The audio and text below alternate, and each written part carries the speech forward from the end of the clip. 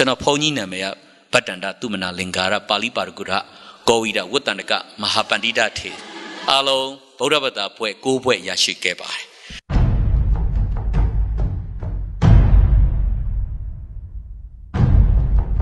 ဆယ်တန်းကို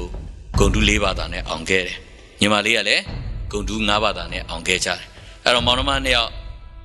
ဒီလိုဂုံတူးတွေရဖို့အတွက်တော့ရေထမ်းခဲ့ရတယ်အများကြီး plus rate ကသူများတွေနှိမ့်ဆက်ခြင်းတော့အများကြီးခံခဲ့ပါတယ်သို့တော်လည်းအဲ့ဒီအချိန်မှာဖះမသိဘူးလို့ကိုတော်ကကျွန်တော်ကိုသိနေခဲ့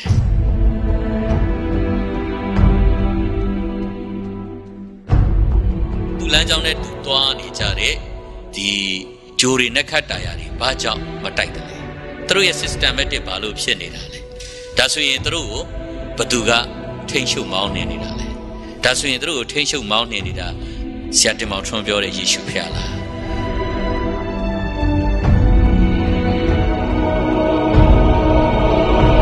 အဲ့တော့ဒီပြန်လာတဲ့အလင်းမဟုတ်ဘဲနဲ့အရေးမပေါ်တဲ့အလင်းဖြစ်နေတော့ကျွန်တော်ထူးဆန်းတယ်ဒါပါလဲဆိုဂရေမော်မှာထထိုင်စဉ်းစားနေတဲ့အချိန်ကတော့အော်ငါမနဲ့ခင်စောကြီးယေရှုစိန်ခေါ်တာဒါဆိုရင်ယေရှုဖះလားအဲ့မှာအလိုလိုနဲ့နှလုံးအတုတ်နဲ့ပိုးခုန်လာတော့လက်လေးတင်ယေရှုဖះပြီးတော့ယုံပြီအဲ့ဒီအချိန်မှာကျွန်တော်ကတင်အောက်ကိုဒူးထောက်ပြီးသားဖြစ်ဟာ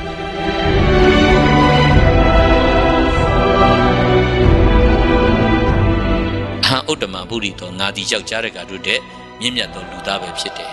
ဧကဗုဒ္ဓအဋ္ဌိတိတဆူရီတော်ဖះကရှိတယ်ဇိနံမရဏနာဘဝိတ္တိဖះစစ်ဖះမဟာသိခြင်းမရှိဘူး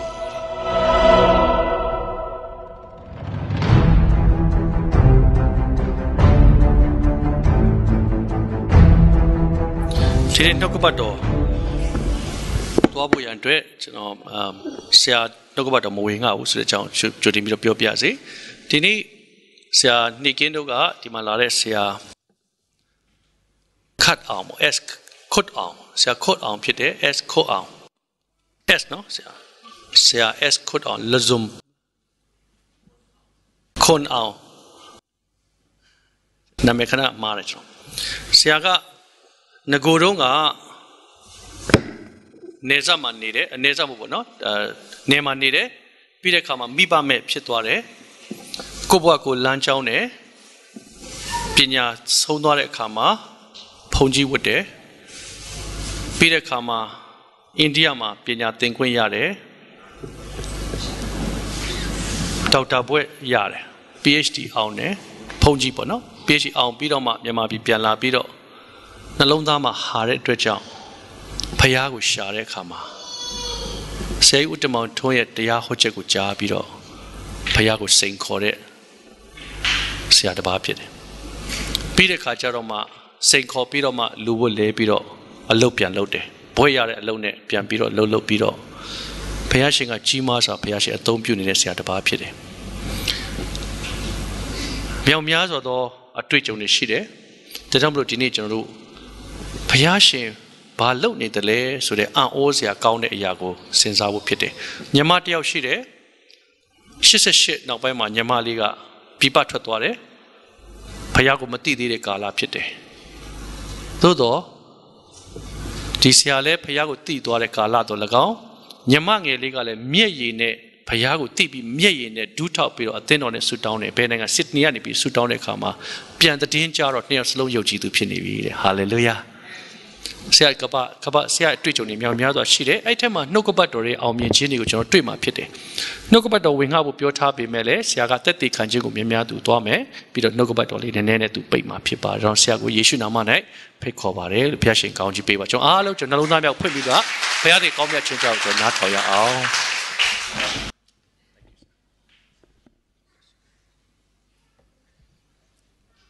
ဟာလေလုယာအာမင်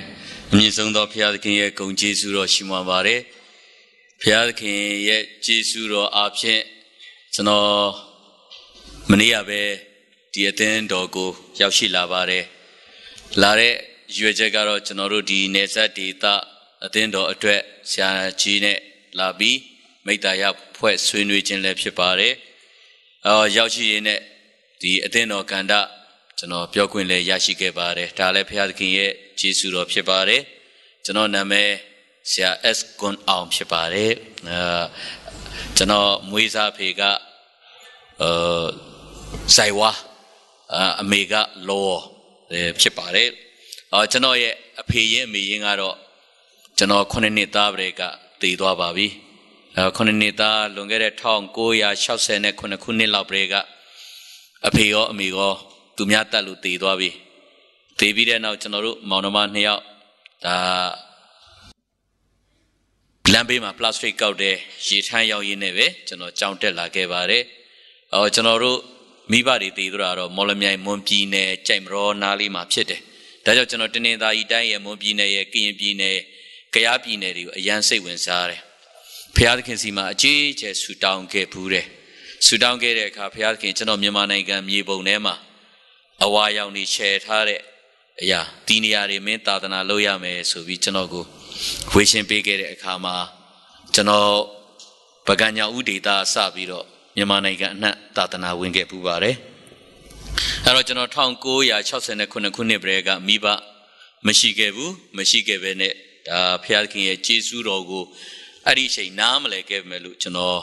ဖျားသခင်ကကျွန်တော်ကိုလမ်းပြပို့ဆောင်ခဲ့ပါတယ်ရှေးဥစွာနှုတ်ကပတ်တော်တမန်ကျမ်းစာတော်မြတ်ကိုဖတ်ပြစေfirst ဓမ္မရာဆိုရင်ပထမဆုံးအခန်းကြီး1အပိုင်ငယ်6ကနေပြီးတော့အောက်ကိုအနည်းငယ်ဖတ်ပါမယ်ဓမ္မရာဆိုရင်ပထမဆုံးအခန်းကြီး2အပိုင်ငယ်6ကနေအောက်ကိုအနည်းငယ်ဖတ်ပါမယ်ထာဝရဘုရားသည်သေစီသောအခွင့်အသက်ရှင်စေသောအခွင့်မရဏနိုင်ငံသို့နှိမ့်ချသောအခွင့်ထားမြောက်စေသောအခွင့်ရှိတော်မူ၏ဆင်းရဲစေခြင်းက၎င်းရတတ်စေခြင်းက၎င်းထာဝရဘုရားပြု၍နှိမ့်ချသောအခွင့်ရှိမြောက်သောအခွင့်ရှိတော်မူ၏ဆင်းရဲသောသူကိုမြေမှုန်တဲက၎င်းငတ်မသောသူကိုနောက်ရှိပုံတဲက၎င်းရှိမြောက်၍မင်းသားတို့နှင့်ထိုင်ရသောအခွင့်ဘုံကြီးသောပလင်ကိုအမွေခံရသောအခွင့်ကိုပေးတော်မူ၏အကြောင်းမူကားမြေကြီးတိုင်တို့ကိုထာဝရဘုရားပိုင်၍ထိုတိုင်တို့အပေါ်မှာလောကရတ်ကိုတည်တော်မူပြီးဖတ်တော်တဲ့အသက်ရှင်တော်မူသောနှုတ်ကပတ်တော်ပေါ်မှာတ၎င်းကြားနာခြင်းပေါ်မှာတ၎င်းတယောက်စီတိုင်းဘုရားသခင်တည်တပံသာ၍ကောင်းချီးပေးပါစေအာမင်ကျွန်တော်အသက်တာမှာဒီနှုတ်ကပတ်တော်ကကျွန်တော်ကိုအကျဉ်းချင်းစကားပြောပါတယ်ဘာလို့လဲဆိုတော့ကျွန်တော်ခရစ်တော်ကိုရလာပြီးတဲ့အချိန်မှာကျွန်တော်လုံးဝမမျှော်မှန်းတဲ့ဘဝအသက်တာတွေကိုကျွန်တော်ရလာခဲ့တယ်ရတဲ့အချိန်တိုင်းကျွန်တော်မျက်ရည်ကျတယ်ဘာလို့လဲဆိုတော့ကျွန်တော်ကိုရောဘာလို့ကျွန်တော်ကိုဒီလောက်ကောင်းချီးပေးတယ်လဲကျွန်တော်မထိုက်တန်ပါဘူးဘာလို့လဲဆိုတော့ကျွန်တော်ငယ်ငယ်တုန်းကပြား90သုံးဖို့တောင်မှကျွန်တော်9ရက်စဉ်းစားဘူးတယ်အဲ့ဒီလို9ရက်စဉ်းစားပြီးနေခဲ့တဲ့ကျွန်တော်မှာဒီနေ့ဆိုရင်ဘုရားသခင်ရဲ့ကျေးဇူးတော်ကြောင့်ဥယျာဉ်တွေလည်းအများကြီးပိုင်တယ်ကျွန်တော်မလို့ခြင်းလည်းဘုရားရှင်ပေးတယ်နောက်ကျွန်တော်ခရစ်တော်ကိုစရတဲ့အချိန်ပါပတ်စံတပြားမှမယူဘဲနဲ့ခရစ်တော်နောက်လိုက်ခဲ့တယ်ကြောက်တူးရင်းနဲ့အင်္ဂလိပ်လုပ်တယ်အင်္ဂလိပ်လုပ်ရင်ကြောက်တူးတယ်ဒီလိုနဲ့ဘုရားသခင်ကကျွန်တော်ကိုကောင်းချီးပေးတယ်ကိုပိုင်ကားတစ်စင်းရရှိခဲ့တယ်အမှုတော်ဆောင်တယ်ဒီလိုနဲ့ကျမ်းစာကြောင်းတက်တဲ့အမှုတော်ဆောင်ပါတယ်ဒီနေ့အထိကျွန်တော်အစေခံတက်ပဲအမှုတော်ဆောင်တယ်လုံးဝလာဆာမစားဘူးဒါဆိုပါစားလဲဖះအမြဲတမ်းကြွေးတယ်ပိုရှမ်းနေကျွန်တော်ဘယ်နေရာပဲသွားကျွန်တော်မျက်နှာမငယ်ဘူးဒါမှမဟုတ်ကျွန်တော်ပါလဲဆိုတော့မနေ့ကကျွန်တော်တို့အတူတူထွက်လာကြတဲ့ကျွန်တော်ညီကိုမောင်နှမတွေ9ဦးလာခဲ့တယ်တယောက်ကအမိခံခရိယံပဲဖြစ်နေတယ်သူ့အတွက်ရောက်တော့ကျွန်တော်နှမျောတယ်မကြွေးချင်ဘူးဒါမှမဟုတ်အင်မတန်ဖះကိုဆက်ကပ်နေတဲ့အစေခံတွေအတွက်ရောက်ရင်ကျွန်တော်ပါသမျှအကုန်လုံးကျွန်တော်ပေးရတာကျွန်တော်မနှမျောဘူးဘာလို့လဲဆိုတော့ဖះကကျွန်တော်ကိုပေးတာအမှုတော်အတွက်ပေးတယ်စေတန်အတွက်မပေးဘူးဟာလေလုယာအာမင်အဲ့တော့ဒီနေ့ကျွန်တော်ဘယ်နေရာမှလည်းဘလို့ပဲပြောဒီဖះသခင်လမ်းပြတဲ့နေရာတိုင်းကိုကျွန်တော်သွားပါတယ်ကျွန်တော်ရဲ့ညီကိုမောင်နှမတွေအသင်းတော်ကိုကျွန်တော်ပြောတဲ့စကားတစ်ခွန်းပဲရှိတယ်အဲ့ဒါဘာလဲဆိုတော့ဖះသခင်မလွတ်လို့ရှိရင်ရှေ့လန်းတလှမ်းလှမ်းလို့မရဘူးဖះသခင်ပို့လို့ရှိရင်ဘလောက်ပဲပိတ်ထားတဲ့တကားတွေဖြစ်ဖះသခင်ရိုက်ချိုးသွားတယ်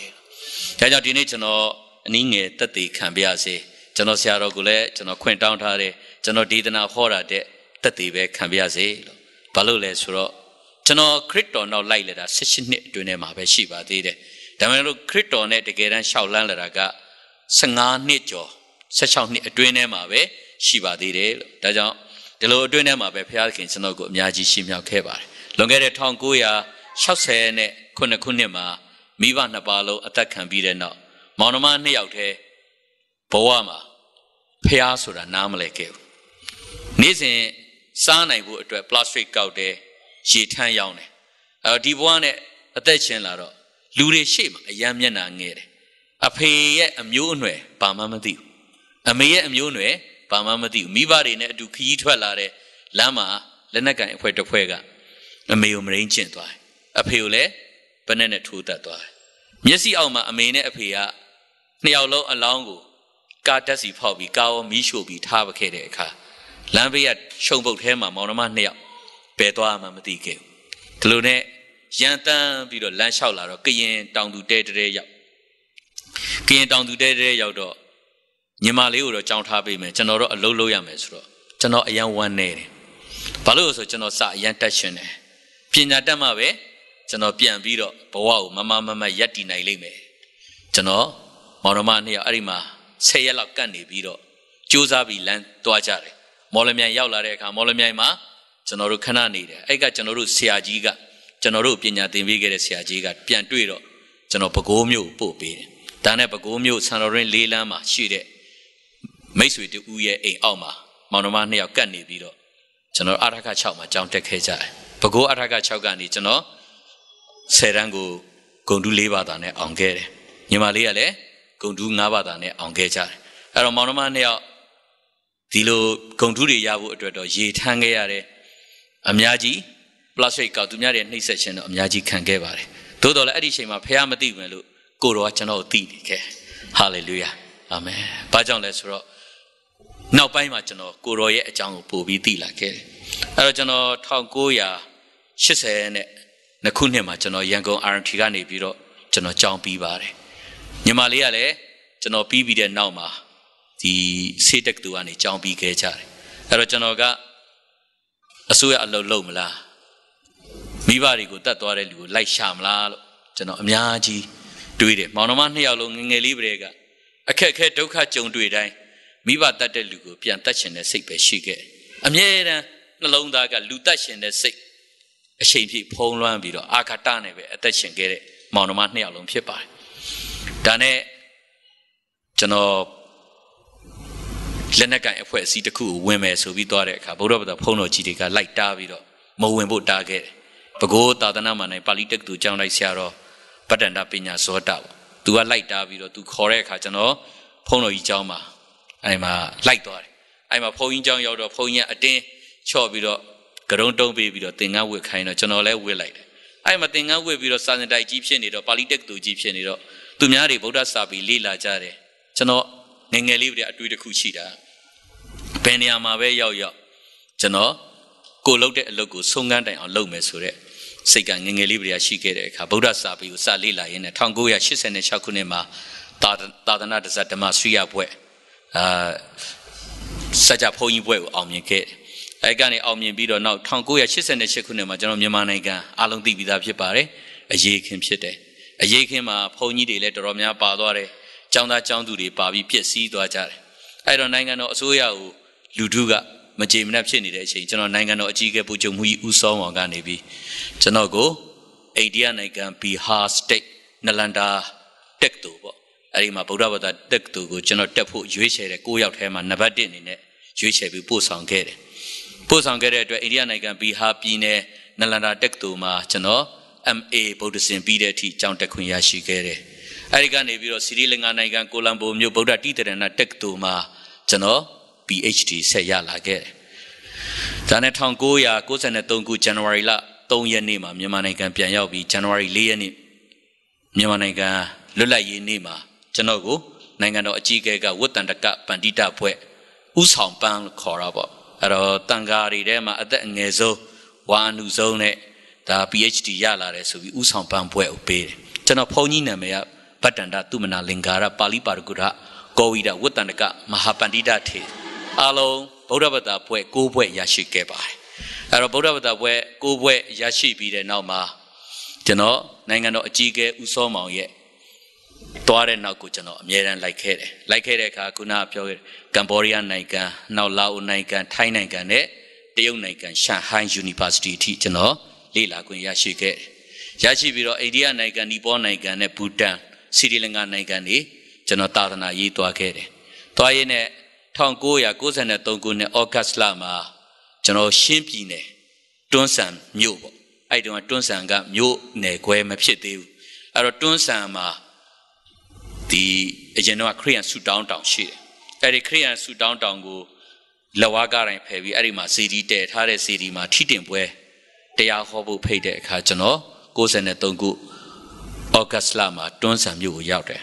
အခါအဲ့ဒီစီဒီရဲ့ထိတင်ပွဲလောကမာရစိန်ဆူတောင်းပြည့်စီဒီထိတင်ပွဲမှာကျွန်တော်တရားဟောတယ်တရားဟောပြီးတဲ့အခါမှာသူတို့ဆွန့်ကတ်တယ်ထမင်းကျွေးတာပေါ့အဲ့တော့ဆွန့်ကတ်တဲ့အခါကျွန်တော်ထမင်းစားလို့မရလိုက်ဘူးရေဘက်ကအောင့်ပြီးတော့ပြုတ်တက်လာပြီးအန်တဲ့အခါမှာသွေးနဲ့ပြည်တွေဖြစ်အဲ့တော့သွေးနဲ့ပြည်တွေဖြစ်နေတော့လူကလည်းတုံပြီးတော့မောလာတဲ့အခါမှာကျွန်တော်ဟယ်လ်ကော်ပတာနဲ့ပဲဟတ်စကီနဲ့မန္တလေးကိုဆင်းတယ်မန္တလေးကတင်300ဆေးရုံအုပ်မန္တလေးစစ်တက်သူရဲ့ပါမောက်ခချုပ်ဖြစ်တဲ့တမတော်ဒေါက်တာဖေဝင်းသူကနေအထရာဆောင်းရိုက်တယ်အထရာဆောင်းရိုက်တဲ့အခါမှာတီဗီမှာပါပေါ်လာဆိုကျွန်တော်နှလုံးပုံပေါ်လာအဲ့ဒီမှာအနာတွေနဲ့ပြည်တွေတဲနေအဲ့တော့ယောဂလက္ခဏာရှာလို့မရတော့နံဘေးကနေဖောက်ပြီးတော့နှလုံးကနေဒီသွေးကိုထုတ်ယူတယ်ယောဂစစ်ဆေးတဲ့အခါမှာကင်ဆာအဲ့တော့လူပေါင်း1000မှာတောင်တယောက်မကြုံဘူးတဲ့ကင်ဆာယောဂနှလုံးမှာဖြစ်ဒါဆိုကင်ဆာဆိုသိပြီပေါ့ကိုလည်းသိလူဖြစ်တတ်မှတ်လိုက်တယ်ဆရာဝန်ကလည်းကုလို့မရတော့ဘူးအဲ့တော့ယောဂလက္ခဏာကင်ဆာလက္ခဏာစသိပြီပေါ်လာပြီကင်ဆာဆိုတာတတ်မှတ်လို့ရပြီဆိုရင်ကင်ဆာယောဂရဲ့တက်တန်းဟာအနည်းဆုံး9နှစ်ရှိပြီလို့သူပြောမှကျွန်တော်လည်းတအားစိတ်သက်ကြသွားတယ်အဲ့တော့နိုင်ငံတော်အကြီးအကဲကတော့ကုလို့ရတဲ့နိုင်ငံတွေမှာလိုက်ကုမယ်ဒါနဲ့ဂျပန်နိုင်ငံအဲ့တော့ဂျပန်နိုင်ငံမှာကုရင်းနဲ့ဂျပန်တိုကျိုတွေကျွန်တော်မနေနိုင်ဘူးအဲ့မှာဟိုကိုင်တိုကျွန်တော်မြန်မာနိုင်ငံမှာဆိုလို့ရှိရင်ရှင်းတောင်လိုနောက်ပြီးတော့ရှမ်းပြည်နယ်လိုအင်မတန်လှတယ်နေလို့ကောင်းတယ်နှင်းနေလဲတအားကြအဲ့ဒီဟိုကိုင်တိုကိုပို့တယ်ဘလောက်ပဲရှုခင်းလှဘလောက်ပဲအေဂျင့်ကျွန်တော်ကသေလူဖြစ်ကိုတတ်မှတ်ထားတော့ပတ်ဝန်းကျင်အလှကျွန်တော်အတွက်ဘာမှမထူရှားဒါနဲ့တောင်ကိုရီးယားနိုင်ငံဆိုးလ်ကင်ဆာအထူးကုဆေးရုံရောက်ရှိတယ်မြန်မာနိုင်ငံမှာပြန်သေးပါရစေလို့နိုင်ငံတော်အကြီးအကဲကိုခွင့်တောင်းတဲ့အခါနိုင်ငံတော်အကြီးအကဲကကိုရီးယားမှာကျန်းနေခဲ့တယ်ကျွန်တော်မြန်မာနိုင်ငံပြန်ရောက်ခွင့်ရရှိခဲ့တယ်မြန်မာနိုင်ငံပြန်ရောက်တယ်နိုဝင်ဘာလ28ရက်93မှာပြန်ရောက်ပြီးတော့အဲ့ဒီမှာသေဖို့စောင့်ပဲခူးမြို့သာသနာ့မှာနိုင်ပါဠိတက္ကသိုလ်ကျောင်းတိုက်အဝင်ဒုက္ခဝတ္တကျောင်းဆောင်ပေါ့အဲ့ဒီကျောင်းအပေါ်ရမှာကျွန်တော်အတွက်နေရာထားပေးတယ်သေဖို့စောင့်နေရင်းနဲ့1994ခုဇန်နဝါရီလ15ရက်နေ့မှာညဘက်မှာမထင်မှတ်ဖဲနဲ့ရေဒီယိုတစ်လုံးကဒီတရှင်းတန်ထွက်တရှင်းတန်ထွက်နေတော့ကျွန်တော်ကရွှေကျင်ကျောင်းတိုက်ဆိုတော့ရဟန်းတန်ဃာတွေရေဒီယိုတန်ကက်ဆက်တန်နားထောင်ခွင့်မရှိဘူးဒီနေ့အထိအဲ့ဒီကျောင်းရဲ့စီကံကလည်းမရှိပါဘူးအဲ့တော့ဒီကျောင်းတိုက်ကြီးကမရှိတော့ထူးထူးဆန်းဆန်းဒီအတန်ကြတော့ကျွန်တော်ဘဲတီးပြီးတော့ခေါ်တော့သူတို့ဖွင့်ထားတဲ့ဟာကိုမပိတ်ရဲဘူးတခါတည်းယူလာတယ်ကိုရင်ပေါက်စာလေးတစ်ပါးအဲ့ဒါထားပခဲလိုက်အဲ့ဒီရေဒီယိုနောက်မကင်တော့နဲ့မင်းဝယ်ထားတဲ့ငွေကြေးရှိတယ်ဆိုရင်အဲ့ရအောက်ကနေယူပြီးဆင်းသွားလိုက်ဆိုတော့သူဆင်းသွားတယ်ကလေးကမပိတ်ခဲ့ပဲနဲ့ထားခဲ့တော့တရှင်းတန်အပီးမှာတရားဟောချက်ထွက်လာတယ်အဲ့တော့မှတ်မှတ်ရအဲ့တုန်းကတရှင်းကအစိမ့်မဲ့ပန်းမှာမေဆိုတဲ့ပိုးဓာလီသိန်းတန်တရှင်းလေးကိုဝန်ဖြတ်ချတဲ့ဟာအပြစ်ဖြစ်တယ်ဆိုတဲ့တရှင်းလေးကိုအဲ့မှာကျွန်တော်အံ့ဩပြီးနားထောင်နေတော့အဲ့ဒါအပီးမှာပဲသင်္ခါရမှာအစဉ်ထာဝရတုဆိုတဲ့တရားဟောချက်ကိုကြားတော့ဟောခရိယန်နေမှာသင်္ခါရကနေအစဉ်ထာဝရဘလို့ရှိတယ်လဲနည်းနည်းလေးလေ့လာခြင်းနဲ့အဲ့ရတဲ့ကနေမပိတ်တော့ဘဲနဲ့နားထောင်တော့အဲ့ဒီညမှာဆရာကြီးကနေပြီးခေါ်တဲ့ဒေသနာကအနိစ္စဒုက္ခအနတ္တဆိုတဲ့လက္ခဏာကြီး၃ပါးကိုအရှိခံပြီးခေါ်သွားတယ်လူတွေကခန္ဓာကိုယ်တွေကိုလှဖို့ပဖို့မွေးတယ်စားကောင်းတာတွေနဲ့စားကြတယ်လှတာတွေတန်ဖိုးရှိတာတွေနဲ့ဘလောက်ပဲပြုပြင်ပြီးဖုံးလွှမ်းနေသိလို့ရှိရင်တော့မြေကိုကျွေးဖို့ပဲဘာမှတန်ဖိုးမရှိဘူးအဲ့ဒီလိုပဲဥစ္စာတွေကိုစုနေကြတယ်ဘလောက်ပဲစုနောက်ဆုံးသိသွားလို့ရှိရင်ဘာမှယူသွားလို့မရဥစ္စာတွေစုတာထိုက်တဲ့သူအတွက်ပဲနောက်ကိုယ့်ရဲ့သပင်တစ်ချောင်းတောင်မှမဖြူအောင်မတတ်နိုင်ကြဘူးမတတ်နိုင်ပဲနဲ့ငါဟာငါမိသားစုငါမယားငါသားငါဥစ္စာငါနိုင်ငံဆိုပြီးငါဆိုတဲ့အတ္တတွေနဲ့ဆွဲလန်းနေကြတယ် တကယ်တော့ဒီຢာတွေဘာယူသွားလို့ရတယ်လေလောကမှာခရစ်တော်မရှိဘူးဆိုရင်ပူလောင်မှုတွေနဲ့ဘဝတန်တရားမှာဒုက္ခနဲ့ပဲတွေ့ပြီးနောက်ဆုံးမိငရဲတဲ့ပဲကြာဖို့ရှိတယ်အဲ့တော့ဒီဘဝတွေကနေလွတ်မြောက်စေတဲ့အရာကတော့ယေရှုခရစ်တော်ရှိတယ်ဆိုပြီးအဲ့ည15မိနစ်အတွင်းဟောသွားတဲ့တရားဟောချက်ကိုကျွန်တော်အံ့ဩတယ်အဲ့ဒီမှာသင်္ခါရနယ်ပယ်ကနေအစဉ်ထာဝရနယ်ပယ်ဗုဒ္ဓဘာသာမှာလည်းရှိပါတယ်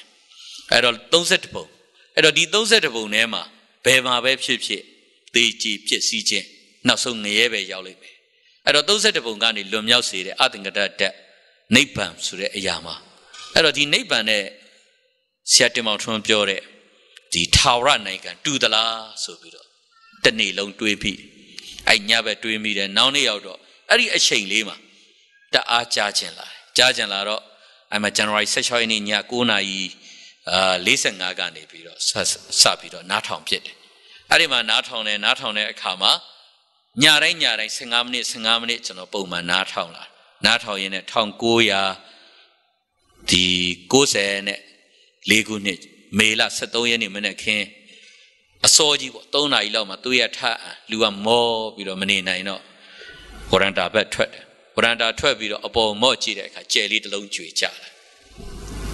လာကျဲတစ်လုံးကျွေကြလာဒီကျဲကိုကျွန်တော်ကြည့်တယ်အောက်ထီမရောက်ဘူးပျောက်သွားတယ်ငယ်လေးတုန်းကလည်းကျဲကျွေတာတွေခဏမြင်ဘူးတယ်ဒါမှမဟုတ်မတွေးဘူးဒါမှမဟုတ်ခုတော့ကျွန်တော်တွေးမိတယ်လောကမှာလူတွေထိမ့်ရှုံမောင်းနေတဲ့မော်တော်ကားတွေမော်တော်ဆိုင်ကယ်တွေပင်လယ်ထဲမှာရှိနေတဲ့သင်္ဘောတွေနောက်ပြီးတော့ station တစ်ခုနဲ့တစ်ခုတိကျလွတ်ပေးနေတဲ့ဒီတန်လန်းပေါ်မှာပြေးနေတဲ့မြစ်ထားတွေနောက်ကောင်းကင်မှာဒီလောက်ကျယ်ပြန့်တဲ့နေရာမှာသွားနေတဲ့သူ့လေချောင်းနဲ့သူသွားနေတဲ့လေရင်တွေမကြတိုက်ခိုက်ကြပြစ်စီးနေတယ်အဲ့တော့လူတွေထိမ့်ရှုံမောင်းနေတဲ့ຢာတွေကပြစ်စီးတိုက်ခိုက်ပြစ်စီးနေတယ်ဒါဆိုလို့ရှိရင်ကျွန်တော်နေဟိုဘဟိုပြုတ်ပြီးတော့ဘဲဥပုံတရာနဲ့တစ်စက္ကန့်မိုင်900နှုန်းနဲ့ပြေးနေတယ်ကျွန်တော်တို့ကဘာကြီးအဲ့ဒီလိုပဲသူ့လမ်းကြောင်းနဲ့သူသွားနေကြတဲ့ဒီဂျိုတွေနဲ့ခတ်တာယာတွေဘာကြောင့်မတိုက်တယ်လဲသူတို့ရဲ့ systematic ဘာလို့ဖြစ်နေတာလဲဒါဆိုရင်သူတို့ကိုဘသူကထိမ့်ရှုပ်မောင်းနေနေတာလဲဒါဆိုရင်သူတို့ကိုထိမ့်ရှုပ်မောင်းနေနေတာဆရာတင်မောင်ထွန်းပြောတဲ့ယေရှုဖခင်လားကျွန်တော်စိတ်ထဲမှာဖြစ်လာတဲ့အချိန်နားထဲမှာအတန်တစ်ခုပြန်ကြားလာတဲ့ဆရာတော်ကြီးကညတိုင်းသူပြောတယ်မြည်စမ်းကြည့်ပါခေါ်ဖိတ်ကြည့်ပါအဖြေတွေ့ရမယ်ဆိုတဲ့စကားပြန်ကြားလာတော့ကျွန်တော်စိတ်ခေါ်ခြင်းတယ်အဲ့တော့ကောင်းကင်ကိုလက်ညှိုးထိုးပြီးဆရာကြီးတင်မောင်ထွန်းပြောတဲ့ယေရှုဖခင်ခမည်းတကယ်တမ်းဖခင်အစ်စ်လားဖခင်အစ်စ်ဆိုရင်ဘုန်းကြီးကိုပြပါပြရင်ယုံမယ်မပြနိုင်ရင်မယုံဘူးသေတော့သေကန်နီးပြီမာနတော့ရှိသေးတယ်ကိုဖုန်းကြီးကတော့တပြားမှမရော့သေးဒါနဲ့အဲ့ဒီနေ့တနေ့ကုန်သွားတယ်မနေ့လင်းလာရနေပြီးတော့ကုန်သွားတယ်ကျွန်တော်မသေးခင်အကောင်းဆုံးနေမယ်တွေးထားတာဆိုတော့တတ်နိုင်တဲ့လောက်အားလေးနဲ့မိုင်းနဲ့စာဝါပို့ချတယ်ကျွန်တော်နောက်ဆုံးပို့ချခဲ့တဲ့စာအုပ်ကိုထုတ်ထားပါတယ်အထတာလိနီအဲ့တော့ဒီစာအုပ်ကိုထုတ်ပြီးတော့အထတာလိနီတီကာပေါ့စာမျက်နှာ495မျက်နှာရှိတယ်ပါဠိတော်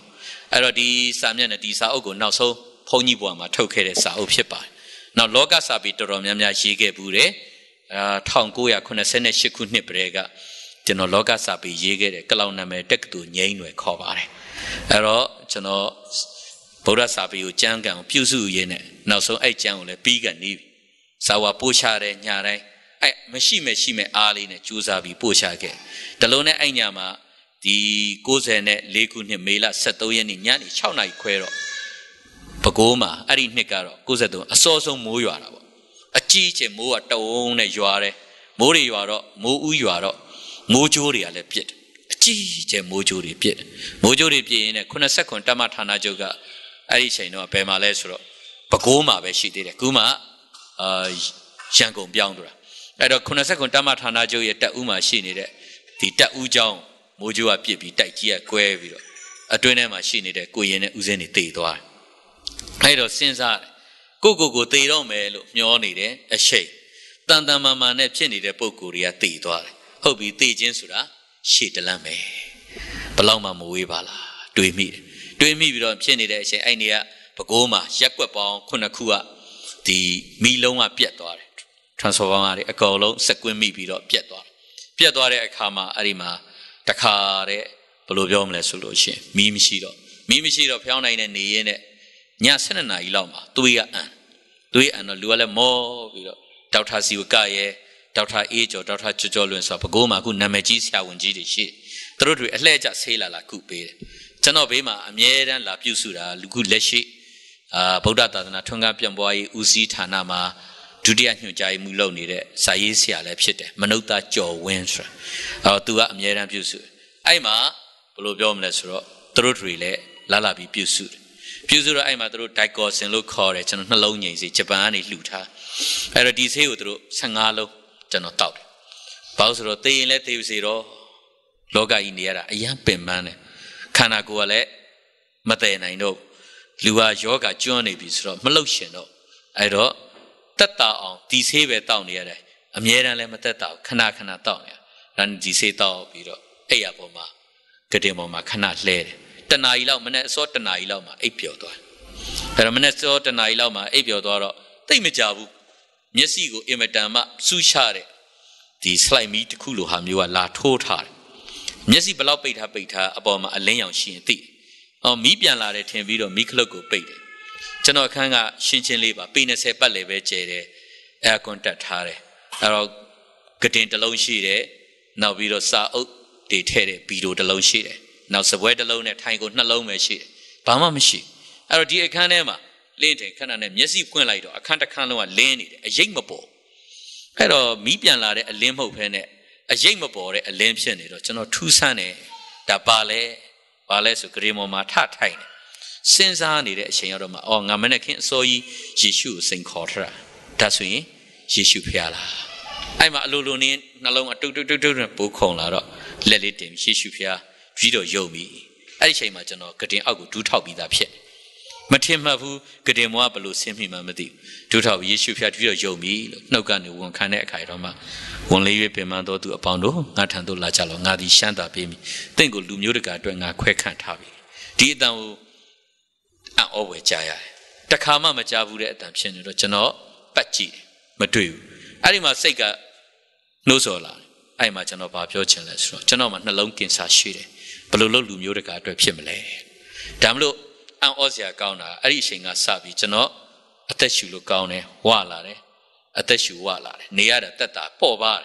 ်အဲ့မှာတဖြည်းဖြည်းနဲ့အလင်းကနေလာတယ်ရှိတကားလည်းအပြင်ကခောက်လာတကားခောက်လာတဲ့အချိန်တော့အလင်းကတဖြည်းဖြည်းပျောက်သွားတယ်ပျောက်တော့မှကျွန်တော်ထားပြီးတော့တကားသွားဖွဲ့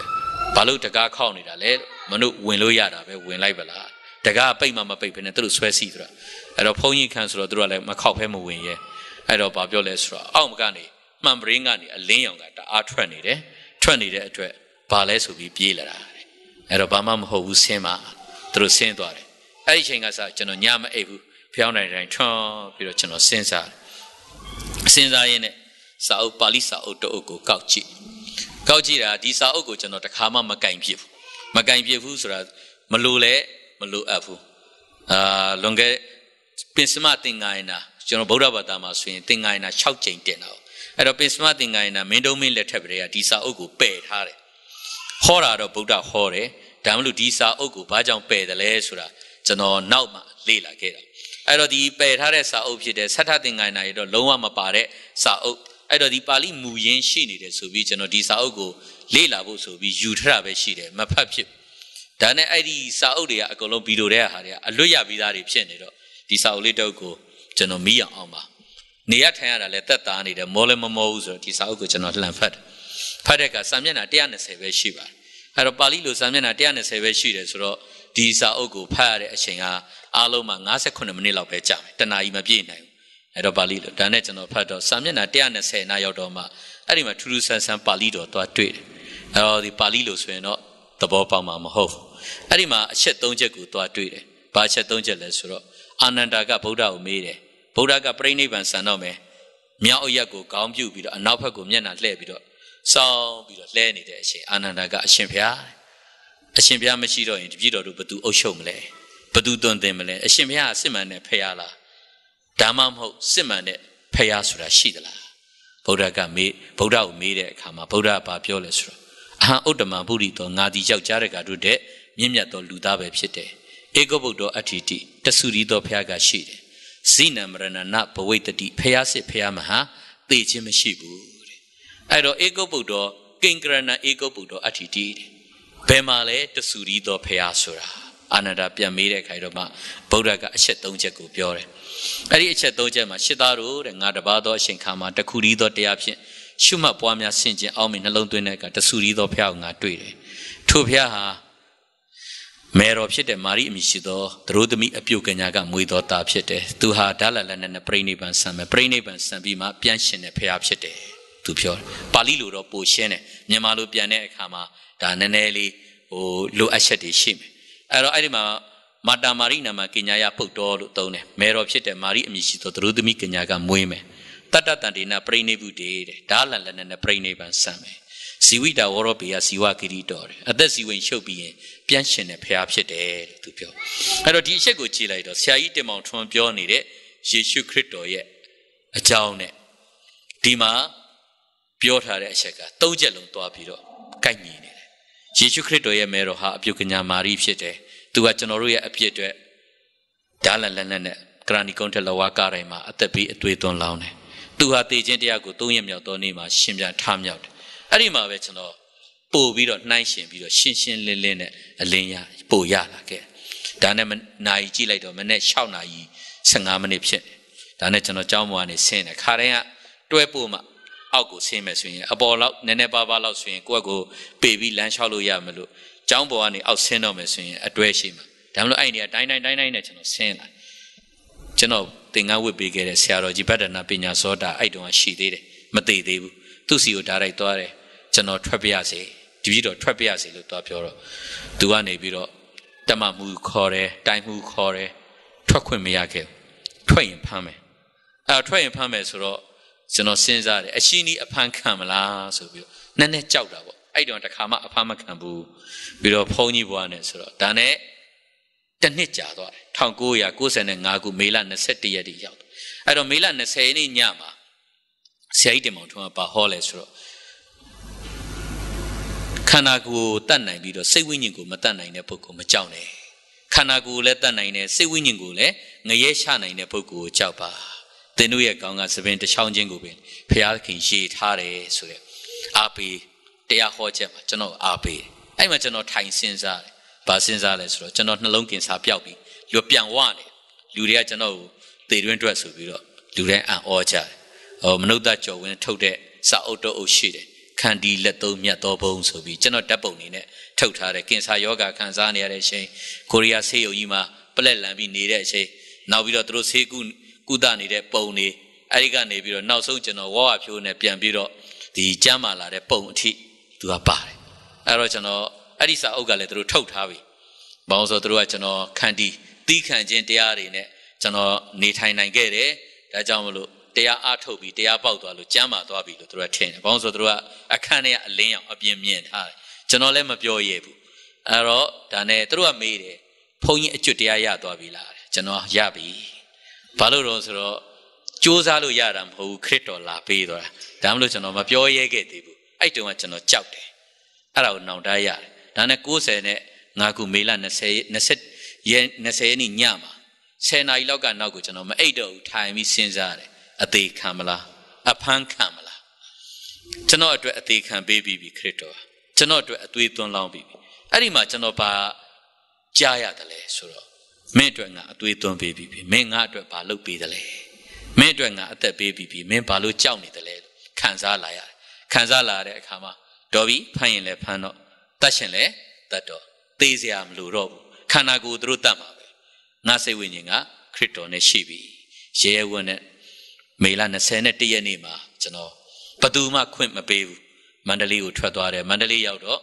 I'm a Masu Poy in a Tweedo, Poy a Tread, Trevido, Palo Samle, since I. To me, I looked at a piece of Yama Majuto, Tabake, Pauso Jano, Goran Bodabadaro, a Tweakoshi. To me, I looked at a piece of Abima Saye, to Mariale, a Bimine. Jano Lemasau, Tabake, Tabake, Vido. I was swinging Pony Dungaro, Buziamalu. Lumeludi, Miaji shade. Critonago sat like a shama. Janobaduma Majo. Mayoons of Ballo. I imagine a look Loma Pimes. Arane, Jano, Sam Yama, engineer Pian Lopa. Bemalesro, Mandali Dai Metila Kayan. တာစီမြို့နယ်စမုံဆယ်စီမံကိန်းမှာကျွန်တော်ကိုပေါက်တာဝန်ကိုတွားယူပါတယ်ယူပြီးတော့အဲ့ဒီမှာပဲဗိုလ်ချုပ်ခင်ညွန့်တို့ရောက်လာတယ်ဗိုလ်ချုပ်ခင်ညွန့်ကနောက်ဆုံးအားပေးစကားပြောပြီးသူပြန်သွားတယ်ဒါနဲ့ကျွန်တော်အဲ့ဒီမှာအေးရာဒူအထိကျွန်တော်လှုပ်ပြီးတော့ကျွန်တော်ကတစ်ဖက်ခန်းကျွန်တော်နဲ့အတူတူဘေးမှာလာပြီးတော့တက်ကနေလာအုပ်ချုပ်နေတဲ့ဗိုလ်မှူးကြီးဘာသာတစ်ဖက်ခန်းသူကလည်းညဆိုလို့ရှိရင်ဘီယာတောက်တယ်အကုန်လုံးမနက်ခင်းအစောဆိုရင်သူကအစောကြီးထားတယ်အဲ့ကျရင်သူကဖះရှိခိုးပြီအဲ့တော့သူကတစ်ဖက်ခန်းကဖះအကျယ်ကြီးနဲ့ရှိခိုးတော့ကျွန်တော်ကလည်းတစ်ဖက်ခန်းကနေဘာလုပ်လဲဆိုတော့ကျန်းစာရွတ်တယ်ဒါမှမဟုတ်ကျန်းစာကိုအဲ့ဒီအချိန်မှာကျွန်တော်မှမရှိသေးဘူးဆရာကြီးတင်မောင်ထွန်းဟောတဲ့တရားဟောချက်တိုင်းနောက်ပြီးတော့ဆရာဦးဇော်ဝင်းထွန်းသူကနေပြီးတော့ရေကနေကျန်းစာဖတ်တဲ့ဟာတိုင်းကိုကျွန်တော်နောက်ကနေလိုက်ဆိုပြီးတော့ကြမ်းပိုက်ပေါင်းအလွတ်600ကျော်လောက်ရပြီ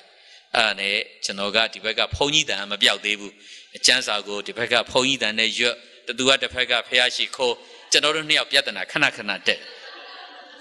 ်ဘောက်ဆိုအဲ့ဒီကမှာသူကလည်းအစိုးရထားတဲ့အချင်းရှိတယ်ကျွန်တော်ကလည်းဘုံကြီးပရေကအစိုးရထားတဲ့အချင်းကရှိနေတော့နှစ်ယောက်လုံးကအချင်းတူနေတယ်အစောထားတာအဲ့တော့သူကထပြီဆိုရင်သူကလည်းဖះရှိခိုးတယ်သူဖះရှိခိုးရင်ကျွန်တော်တွေးတယ်အရင်တော့ကျွန်တော်လည်းအဲ့ချိန်ဖះရှိခိုးတာခုကျွန်တော်ဘသူရှိခိုးမလဲခရစ်တော်ရှိခိုးဘလို့ဆူတောင်းမှတော့ကျွန်တော်မသိဘူးမသိတော့ဘာလို့လဲအလွတ်ရတဲ့ကျန်းစာကိုအစကနေစပြီးတော့ဘုံကြီးတန်နဲ့ထိုင်ရွတ်တာအဲ့မှာသူကလည်းဒုက္ခရောက်ကျွန်တော်လည်းဒုက္ခရောက်နှစ်ယောက်လုံးဖြစ်တော့တနေ့ရောက်တော့သူကပါပြော96ခုနှစ်ဂျွန်လ15ရက်နေ့နဲ့တူတယ်သူကပါပြောလဲခဏလာပါဦးဟုတ်ကဲ့ပြောပါအဲ့ဆိုသူနဲ့ကျွန်တော်နဲ့ရောက်တော့အကိုကြီးကြီးလေးပဲခေါ်ကြတာပြောပါဆိုတော့ခမည်းဒီမှာဒီလိုနေရင်တော့မဖြစ်ဘူးတဲ့အဲ့တော့ခမည်းခရိယန်လည်းမဟုတ်ဘာမဟုတ်နဲ့ခရိယန်ဆိုရင်ရေထဲမှာငုံတယ်ခမည်းငုံလည်းမငုံအဲဘာလုပ်မလဲကရှင်ပြည်နယ်သွားပါကရှင်ပြည်နယ်မှာခရိယန်တွေအများကြီးဒါနဲ့ကျွန်တော်လည်းကရှင်ပြည်နယ်ထွက်ချသွားအဲ့တော့အဲ့လိုထွက်လို့မရဘူးတဲ့အလုတ်ပြောင်းပါတဲ့အလုတ်မပြောင်းတော့ဘူးကျွန်တော်ကရှင်ပြည်နယ်သွားမယ်အဲ့ဆိုထွက်ခွင့်မပေးလဲထွက်စာတင်တယ်ထွက်စာတင်ပြီးတော့ကရှင်ပြည်နယ်သွားတော့ဖားကန့်ဆိုင်းတောင်ပေါ့ဆိုင်းတောင်ဟိုဘက်ကမှော်တွေမှာကြောက်တူးရင်းနဲ့ကျွန်တော်အဲ့မှာတက်တေခံတယ်တက်တေခံရင်ကြောက်တူးတယ်ကျန်းစာအုပ်တအုပ်450နဲ့ဝယ်ပြီးဖတ်တယ်ကရှင်အသင်းတော်ကိုသွားတယ်ကရှင်တွေကကျွန်တော်ကိုမြန်လက်မခံဘူးဗမာလိုပဲပြောနေတခါရှင်အသင်းတော်သွားတော့လေကျွန်တော်ကော်သေးဆိုပြီးဘယ်သူမှလက်မခံဘူးကျွန်တော်တယောက်တည်းဖြစ်ဒါနဲ့ကျွန်တော်ဆူတောင်းရင်နဲ့အသင်းတော်တစ်ပါးမှာသွားတယ်အဲ့တော့ဖះเจ้าအောင်လာတက်ကျွန်တော်တို့နောက်ဆုံးခုံလေးမှာထိုင်တယ်ကျွန်တော်တို့ကအဝိကခတ်ဆုပ်ဆုပ်ကြောက်တူးသမားဆိုတော့နေရာကထိုင်းတာနောက်ဆုံးမှာတင်းတောက်ကြီးတွေကလာပြောဒီနားမှာဧည့်သည်တွေထိုင်မှာခဏဖယ်ပေးပါအားနဲ့ကျွန်တော်တို့အောက်ကကွန်ကရစ်ခင်းလေးမှာထိုင်တယ်ဖားကန်ဒေတာဆိုတော့လူတွေကဖက်နှက်နဲ့ဖះเจ้าတက်တာချွတ်နေရောဘာရောပါလာအဲ့ဒီကွန်ကရစ်ခင်းလေးမှာတရားနာကျင်လို့ကျွန်တော်ထိုင်တယ်ခဏကျွန်တော်တို့ကိုကြည့်တာဖိုးသမားတွေလားဖက်နှက်ခိုးလို့တော့မရပါဘူးဆိုပြီးလာပြောကျွန်တော်လည်းဂျေဆုတင်တယ်ကိုတော့ဂျေဆုတင်တယ်ဒါနဲ့နောက်ဆုံးရောက်တော့အတူတူသွားတဲ့ပမာနှစ်ယောက်ကဆရာပြန်ကြဆိုတော့ကျွန်တော်တို့သွားရင်းနဲ့ရှင်ဖះเจ้าလေးမှာသွားတက်အဲ့တော့ရှင်ဖះเจ้าလေးရောက်တော့ရှင်ဖះเจ้าလေးကမောင်းတော့မထုတ်ဘူးမြေကြီးပေါ်မှာကျွန်တော်တို့3ယောက်တရားနာသွားနာပြီးတော့ပြန်တဲ့အခါမှာကျွန်တော်တို့လောပန်းကလည်းအလုတ်ဖြုတ်လိုက်ပြီအလုတ်ဖြုတ်တဲ့အခါကဲဂျေဆုတော်ပဲ3ယောက်သားသူများတိုင်ကြံလေးမှာလက်ချင်းရှက်ပြီးတော့ကျွန်တော်တို့ဆူတောင်းကြတယ်ဘုရားသခင်ရဲ့ကြီးစုတော်ကြောင့်အဲဒီကနေ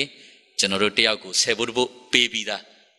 ငွေ38သိန်းစီရလိုက်တယ်96ခုနှစ်ဩဂတ်လထဲမှာအဲဒီမှာကျွန်တော်တို့38သိန်းဆိုတော့ကိုကကြီးစူပါရုပင်မှာ17သိန်းခွဲပဲရှိတယ်ဒါနဲ့ကျွန်တော်ကားတစ်စင်းဝယ်တယ်ကျွန်တော်တငယ်ချင်းတွေနဲ့ကျွန်တော်နှင်ထုတ်ခံရတဲ့ဘုရားကြောင့်အရင်ဆုံးရောက်တယ်သွားတဲ့အခါကြိုကြပါတယ်ရှေ့ဆုံးမှာကျွန်တော်နေရာရတယ်အဲ့တော့ဒါကျွန်တော်နေရာပေးတာတော့မဟုတ်ဘူးလို့ကျွန်တော်တွေးတယ်အဲ့တော့ကျွန်တော်မိတ်ဆက်ခိုင်းတယ်ခင်ဗျားတို့ဆရာတို့လောပန်းတို့ဘယ်ကုမ္ပဏီရလဲတဲ့ကုမ္ပဏီနာမည်လေးနဲ့လောပန်းနာမည်ပြောပါအောင်ဆိုတော့ကျွန်တော်လောပန်းလည်းမဟုတ်ကုမ္ပဏီတစ်ခုမှလည်းမပိုင်ဘူးအဲ့တော့ကျွန်တော်ကလည်းဖုန်းကြီးတွေစကားပြောရင်တုတ်ထိုးအိုးပေါက်ဆိုတော့ရှေ့ဆုံးထွက်ပြီးတော့ပြောလဲဆိုတော့ကျွန်တော်တို့လွန်ခဲ့တဲ့2ပတ်ကျော်လောက်ဟိုးနောက်ဆုံးကုန်မှာထိုင်တော့ဟိုအန်ကယ်ကြီးတွေကျွန်တော်တို့မောင်းထုတ်လို့ပြန်သွားတဲ့လူတွေပါကျွန်တော်ဒီလိုပဲပြောအဲ့ကနေရှင်ဖះเจ้าသွားပြီးကျွန်တော်10ဘုတ်သွားလှူတယ်အဲ့ဒီရှင်ဖះเจ้าမှာပါဝင်ကြတယ်ဒါလို့နောက်တော့ကရှင်နေရှင်အတင်းတော့ကျွန်တော်မွေးစားဖခင်ဆရာဦးချောလမွန်နဲ့တွေ့ပြီးတော့သူကနေအသင်းတော်မှာဖိတ်ခေါ်တဲ့အခါသူ့အသင်းတော်မှာကျွန်တော်ပါဝင်ခွင့်ရရှိခဲ့ပါတယ်အဲ့တော့ဒီနေ့ထိအမှုတော်မှာဆောင်ရွက်ခဲ့တယ်အဲ့တော့ဒီနေ့ကျွန်တော်အသက်တာမှာဘုရားခင်ရဲ့လမ်းပြခြင်းကြောင့်ကျွန်တော်အမှုတော်မှာပါဝင်ခဲ့တယ် ဗုဒ္ဓဘာသာကြားထဲမှာကျွန်တော်ခံစားရတာဒီဗုဒ္ဓဘာသာဖုံးတော်ကြီးတွေအတွက်ကျွန်တော်ရွေးထားတယ်နောက်ပြီးတော့ဗုဒ္ဓဘာသာမြန်မာလူမျိုးတွေအတွက်ရွေးတယ်ဆိုပြီးတော့ဘုန်းကြီးတွေနဲ့လည်းတရားဆွေးနွေးတယ်နောက်ဗုဒ္ဓဘာသာတွေကြားထဲသွားဆွေးနွေးတယ်ဆွေးနွေးရင်းနဲ့လွန်ခဲ့တဲ့1996ခုနှစ်မှာကျွန်တော်မန္တလေးမြို့သမားတော်ကြီးဒေါက်တာဖေဝင်းသူစီသွားတွေ့တော့သူကလည်းအငိမ့်စားယူတဲ့နှစ်သူစီသွားတွေ့တဲ့အခါသူစီမှာမန္တလေးအောင်တော်မူကျောင်းတိုင်းဆရာတော်82နှစ်ရှိပြီသူကလည်းလာပြီးဆေးကုနေတဲ့အချိန်ကျွန်တော်ရောက်သွားတယ်ကျွန်တော်ဆေးမှတ်တမ်းတွေသူသွားပေးတယ်အန်ကယ်ခင်ဗျားသိမယ်ပြောတယ်ကျွန်တော်မသိဘူးအဲ့မဲ့ तू ကအံ့ဩပြီးကြည့်ဆေးမှတ်တမ်းကြည့်လိုက်ကျွန်တော်ကြည့်လိုက် तू ကောင်းကောင်းမှတ်မိတယ်ဘုံကြီးမဟုတ်တော့မယ်လို့လူဝက်နဲ့လည်း तू ကောင်းကောင်းမှတ်မိနေတော့ तू ကအင်ကြီးရွှတ်ခိုင်းတယ်ကျွန်တော်ရွှတ်ပေးတယ်ခွဲစိတ်ရလည်းမရှိဘာမှမရှိဘဲနဲ့ပျောက်တော့ तू ကတခါတည်းခေါ်လာပါအောင်အဲ့ဒါ तू ultrasound ရိုက်ကြည့်တယ်ကျွန်တော်နှလုံးကိုဒုတိယအချိန်ကျွန်တော်ပြန်မြင်ခွင့်ရတယ်နှလုံးကအသစ်အကောင်ဟာလေလုယာအဲ့ဒီမှာ तू ကတခါတည်းကျွန်တော်ဗာမေးလေဘသူကုပေးတယ်လေကျွန်တော်ကုပေးတဲ့တမားတော်ကြီးကတော့အန်ကယ်နဲ့မတူဘူးလို့အန်ကယ်အရန်တော်တယ်တမားတော်ထဲမှာအတော်ဆုံးပဲသူ့ရဲ့ဆင်းညွှန်းကျွန်တော်မှာပါတယ်သူကုပုံကုနေဆိုဟာပေးခဲ့ပါကျွန်တော်တခါတည်းကျန်းစာအုပ်ကိုသူပေးတယ်ပေးတော့ तू ကဘာပြောလဲဆိုတော့ဗမာလိုဖတ်ရတာအာမတန်ဘူးတဲ့ရတယ်ကျွန်တော်အဲ့မှာကင်းချင်းKGV ပေါ့အဲ့တအုပ်ကိုကျွန်တော်သူ့ပေးတယ်ပေးတဲ့အခါမှာကျွန်တော်ဘာလို့မြင်းချောင်းလေးထည့်ပေးထားအောင်ဆိုတော့ဒီရှင်ဝခရစ်ဝင်အခန်းကြီး14အပိုင်ငယ်6နဲ့နောက်ပြီးတော့တုတ်တန်အခန်းကြီး4အပိုင်ငယ်22ကိုကျွန်တော်ပေးလိုက်တယ်အဲ့ဒါဒီနှစ်ခုကိုအရင်ဖတ်ခိုင်းပြီးတော့မှကျွန်တော်ပေးလိုက်တော့တရားစကားကိုနှလုံးသွင်းရင်တစ်ခုလုံးကျမ်းမာခြင်းအသက်ရှင်ခြင်းကိုဖြစ်မယ်ဟာလေလုယာအာမင်နောက်ပြီးတော့ယေရှုကငါဒီလမ်းခရီးဖြစ်တဲ့တမန်တရားဖြစ်တဲ့အသက်ဖြစ်တယ်အဲ့ဒီအချက်နှစ်ချက်ကိုပေးလိုက်ပြီးတော့မှဒီကျမ်းစာအဲ့မှာကျွန်တော်သူ့ကိုထားခဲ့တယ်2000ပြည့်နှစ်သူစီလာတဲ့အခါသူကျမ်းစာကို38ခေါက်ဖတ်ပြီးသွားပြီအာမင်အဲ့ဒီမှာသူဘပ်တစ်ဆန်ယူတယ်အဲ့တော့မန္တလေးအောင်တော်မူဆရာတော်ကြီးကိုလည်းသူကနေတက်သေးခံတယ်ကျွန်တော်နဲ့တွေ့တယ်အဲ့တော့ဘုန်းကြီးကဆေးကုနေတဲ့အချိန်ကျွန်တော်မေးတယ်ဒီဆေးကုရင်ရောခင်ဗျာအသက်ရှင်မလားမရှင်ဘူးကျွန်တော်သိလားဆိုအသိတာပေါ့ဆိုတော့ဘောင်းဆိုတော့ဒီလောက်နာမည်ကြီးတဲ့ဘုန်းကြီးပဲဒါဆိုရင်ဘုန်းကြီးဒီဆေးကုရင်လည်းသိမှာပဲလူကဘာကြောင့်သိလဲအပြစ်တရားကြောင့်သိတယ်ဆိုပြီးသူ့ကိုကဲတင်ချင်းထိုင်ဟောအဲ့ဒီနေ့မှာပဲအောင်တော်မူဘုန်းကြီးကလူထွက်လိုက်တယ်အဲ့ဒါကြီးလူထွက်ပြီးတော့အခုတော့နာဂစ်ဒေတာပေါ့ကျွန်တော်ပန်းတနော်မြို့နယ်ကပိုင်ရွာမှာတမတော်ကြီးဒေါက်တာဖေဝင်းနဲ့အတူသူကလက်တွဲပြီးတော့သာသနာပြုနေပါတယ်အဲ့တော့အာမင်အဲ့တော့ဒီတမတော်ကြီးရဲ့အနိကသူ့ရဲ့လက်ထောက်ဆရာဝန်မကလည်းခရစ်တော်ကိုရသွားခဲ့တယ်အဲ့ဒီလိုပဲအခုကျွန်တော်နှလုံးကင်ဆာမှာအနိကပြုစုခဲ့တဲ့ဆရာဝန်တွေတော်တော်များများကိုကျွန်တော်လိုက်သက်သေခံတယ်သူတို့တွေလည်းကျေးဇူးတော်ကြောင့်ဘုရားသခင်နမိတ်လက္ခဏာတွေ့ပြီးပြောင်းလဲလာခဲ့ကြတယ်အဲ့တော့မြန်မာနိုင်ငံမှာကျွန်တော်ဘုရားသခင်ရဲ့ကျေးဇူးတော်ကြောင့်ဟိုးနာဂတောင်တန်းခန္တီဒေသနောက်ပြီးတော့ကချင်ပြည်နယ်အောင်ပါလေအခုကျွန်တော် KIA တန်ရင်6နယ်မြေလုံးခင်းကနေပြီးတော့မိုင်60နီးပါးတက်သွားမယ်နဲ့တူတယ်ကန်စီဒေသပေါ့ဖားကန်နဲ့မိုင်60လောက်ဝေးမယ်ကန်စီဒေသအဲ့ဒီဒေသတွေမှာအောင်ပါလေရွာစတဲ့ရွာတွေမှာလည်းသာသနာဝင်ခဲ့တယ်နောက်ပြီးတော့မြန်မာနိုင်ငံဗုဒ္ဓဘာသာအများဆုံးဒေသတွေမှာကျွန်တော်သာသနာတွားခဲ့တယ်ဖခင်ခင်ရဲ့ကြီးစုတော်ကြောင့်အသင်းတော်ကျွန်တော်ကိုပါရပါပြီအားလုံးကျွန်တော်လက်နဲ့ဘပ်တစ်ဆန်ပေးတာလူ1800ရှိသွားပါပြီဒီ1800လုံးကအကုန်လုံးဗုဒ္ဓဘာသာကပြောင်းလဲတဲ့လူတွေကြည့်ပါပဲမိယိုးဖလာခရိယန်သင်တန်းတက်လို့တော့ရတယ်ဒါမှမဟုတ်ကျွန်တော်အသင်းတော်မှာမထားဘူးဘာလို့ဆိုတော့ तू ကဟိုသူ့အတွေးခေါ်တွေယူလာပြီးလာပြီးညင်းလုံးတော့ပြန်လွှတ်တယ်ကျွန်တော်ဗုဒ္ဓဘာသာပြောင်းလဲတဲ့လူတွေနဲ့ပဲရက်တည်တယ်ဒီနေ့အထိဘုရားသခင်ကလမ်းပြခဲ့တယ်အခုလက်ရှိကျွန်တော်အိန္ဒိယနိုင်ငံမီဆိုရန်စတိတ်အိုက်ဆောမှာအလုပ်လုပ်နေတဲ့ဗမာတွေနဲ့အသင်းတော်တစ်ပါးတည်ထောင်တယ်နောက်ပြီးတော့အိုက်ဆောမြို့မှာရှိနေတဲ့ Yudan Memorial Bible School မှာကျွန်တော် professor အနေနဲ့အချိန်ပိုင်းတာဝန်ယူတယ်နောက်မြန်မာနိုင်ငံမှာသာသနာလုပ်တယ်လုပ်ရနေပြီးတော့ဘုရားသခင်ပို့ဆောင်လို့ထိုင်းနိုင်ငံနယ်စပ်ဒေသမှာအင်္ဂလိပ်လာရင်းနဲ့ပြီးခဲ့တဲ့ဒီဇင်ဘာ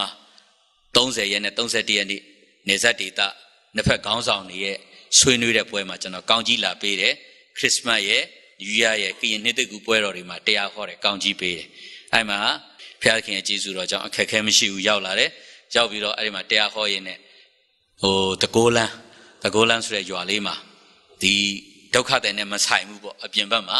အဲ့ရွာမှာအင်္ဂလိပ်ဟောဖို့ကျွန်တော်မိတ်ဆွေလှုပ်ဖို့ဆောင်ဖက်ဆရာကြီးတာခုပေါ့ညီကိုတာခုကနေခေါ်တော့ကျွန်တော်သွားတယ်သွားပြီးတော့အဲ့ဒီမှာဗုဒ္ဓဘာသာတွေကိုတရားဟောတယ်နောက် လာပြီးတော့လေးလာတဲ့ပုဂ္ဂိုလ်တော်တော်များများရှိတယ်ဘုရားသခင်ရဲ့ကြီးစုတော်ကြောင့်အဲ့ဒီမှာကျွန်တော်တို့အသင်းသားအလုံး30လောက်ရပါပြီ30လောက်ရပြီးတော့ကျွန်တော်တို့တီးတန်းအဲ့ဒီမှာမိတ္တာရဖွဲ့နေတယ်အဲ့တော့အခက်ခဲတွေတော့အများကြီးရှိတယ်ဒီဘက်ကကျွန်တော်ထိုင်စကားတစ်လုံးမှမတက်ဘူးဒါမှမဟုတ်ဘုရားသခင်ရဲ့ကြီးစုတော်ကြောင့်ဒီနေ့အထိတော့အခက်ခဲအနောက်ရှက်မရှိဘူးအဲ့ဒီမှာကျွန်တော်ကဆရာတော်ခုကိုပြောတယ်ခမည်းဒီမှာနေမဲ့လူကျွန်တော်ကမြန်မာပြည်ပြန်မဲ့လူအဲ့တော့ခမည်းတို့တွေဒီမှာအသင်းတော်တွေကဏ္ဍလုပ်ပြီးဆိုလို့ရှိရင်ဒီဖះနဲ့ဆိုင်တာတော့လုပ်ပြီးအဲ့တော့အစိုးရနဲ့ဆိုင်တဲ့ကဏ္ဍတွေအတွက်ခမည်းလည်းမတက်နိုင်ဘူးကျွန်တော်လည်းမတက်နိုင်ဘူးအဲ့တော့ကျွန်တော်တို့ဒီဆရာဦးစောမင်းစီ MCA ကိုကျွန်တော်တွားချင်တယ်အဲ့ဒီမှာအသင်းတော်ကဏ္ဍလက်တွဲလို့ရမလားဆိုတော့ तू ကလည်းကျွန်တော်ပဲတစ်ချိန်လုံးမေးနေဆိုတော့ကျွန်တော်ဒီဘက်ကိုထွက်ဖို့သူနဲ့တိုင်ပင်ပြီးကျွန်တော်ဘန်ကောက်ကိုလာခဲ့တယ်ရဲနဲ့တွေ့တဲ့အခါ तू ကရဲကကျွန်တော်မေးတယ်ဘယ်သွားမလဲဘယ်ကလာလဲတဲ့ကျွန်တော်လည်းခက်တီတီပဲပြောတယ်ကျွန်တော်အိန္ဒိယနိုင်ငံလာတယ်အဲဆိုတော့ तू ကရေတကွင်းတက်ကြည့်အောင်တဲ့ကျွန်တော်ကခေါင်းမူးတယ်မတက်ချင်ဘူးလို့အဲဆိုတော့ तू ကနေပြီးတော့ဘာလုပ်လဲကျွန်တော်ကလည်းသူ့ကိုစကားတစ်ခွန်းပြောပြီးသူ့ကိုယေရှုခမည်းကိုရှစ်တယ် तू ကထိုင်းစကားဘယ်နှလုံးတက်လဲတဲ့ကျွန်တော်3လုံးတက်တယ်ဘာလဲဆိုတော့ဖတ်ကြောက်ဝေဖောဆိုတာတက်တယ်နောက်ပြီးတော့မာကင်ခောက်တက်တယ်အဲ့ကနေပြီးတော့ကျွန်တော်သူ့ကိုပြောတယ်ဆာဝရခတ်မင်္ဂလာပါဆိုတာတက်တယ်ဆိုတော့ तू ကကျွန်တော်သဘောကျပြီးတော့အလှငွေပေးခဲ့တယ်ကျွန်တော်ထင်တာ तू ကျွန်တော်ဘယ်ချိန်ဖမ်းခေါ်မလဲကြည်နေ तू မဖမ်းဘူးအဲ့က sorry